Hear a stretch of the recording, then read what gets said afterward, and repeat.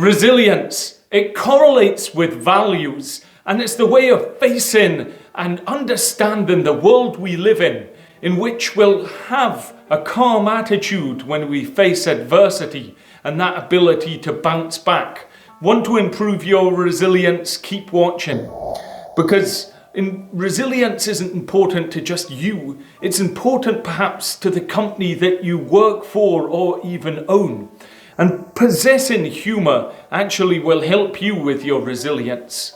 But that's not enough just to carry it off, because you also need to accept the 3 following points.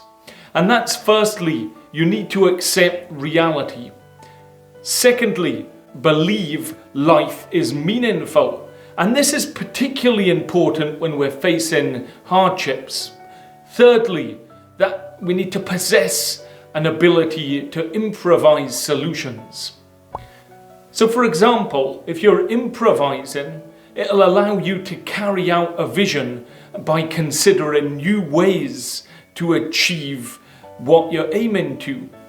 And also, when we're under stress, what we tend to do is we don't think as much, we just fall back into our habits and set procedures. And that's where some companies are great, because if you've got meaningful rules so that people are doing the same thing, it's standardized. It means when the excrement hits the fan, people then start to fall back onto the set procedures. They don't have to think about these because they've done them so many times.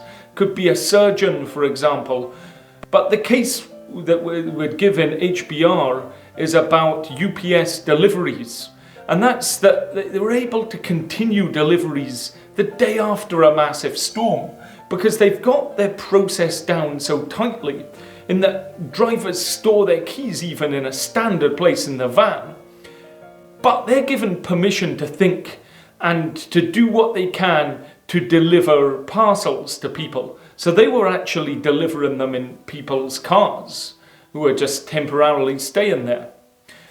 And resilient people, in a challenging time, you don't give up, you actually seek learning.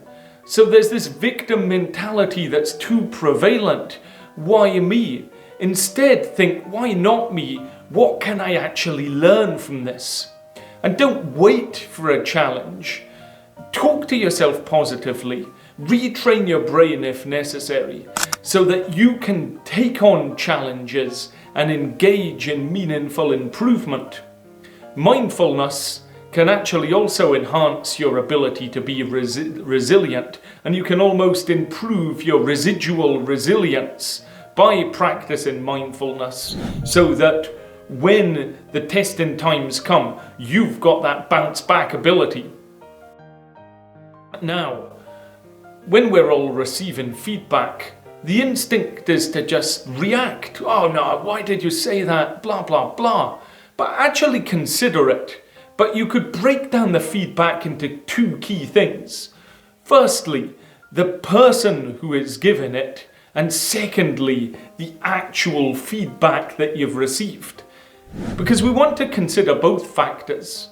And by breaking it down, we can sometimes think, is this meaningful feedback? Do we just want to simply disregard it? Or is it worth considering? And if you're looking for feedback from other people, one hack is to go about asking for just one improvement that they would suggest. And okay, they may give the feedback a bit faster, but if you go around asking lots of people, you may see a theme there and find out the best things that you can work on. One word of caution though, is you want to do that when you're actually open to change and wanting to build up your skill set, rather than if you're perhaps having a bad day. But we all have bad days, and the ability to bounce back is key. Every situation is different, but you do need to show genuine repentance at times, and at other times you need to vigorously defend your name.